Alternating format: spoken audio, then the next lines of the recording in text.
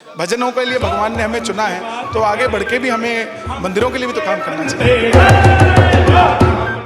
अपने आप को सौभाग्यशाली समझता हूँ कि मुझे इस पर्व में, इस महोत्सव में भाग लेने का मौका मिल रहा है। मेरे किसी पूर्वजों के कोई कर्म होंगे जो मुझे चुना गया है। बस राम की बात करे, जो राम की बात करे, हम उनके बंदे।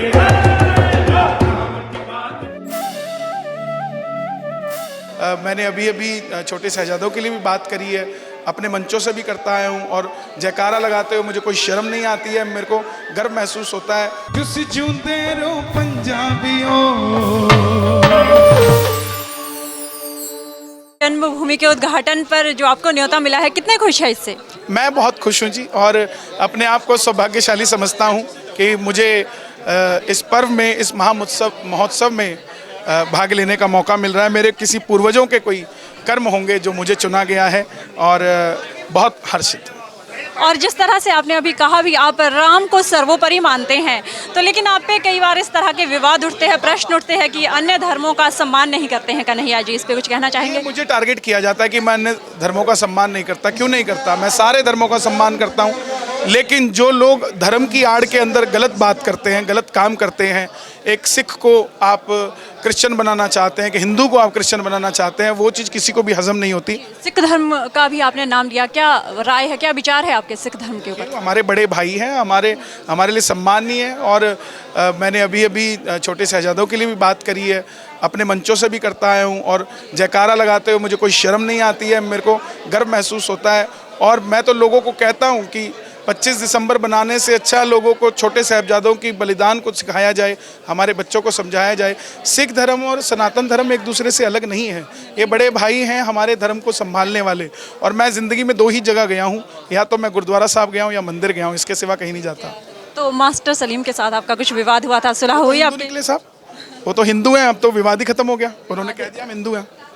हाँ, तो फिर हमारे तो मुसलमानों से बात थी ना कि हिंदू का भजन हिंदू गाया, वो कह रहे मैं हिंदू, तो फिर बात ही खत्म हो गई।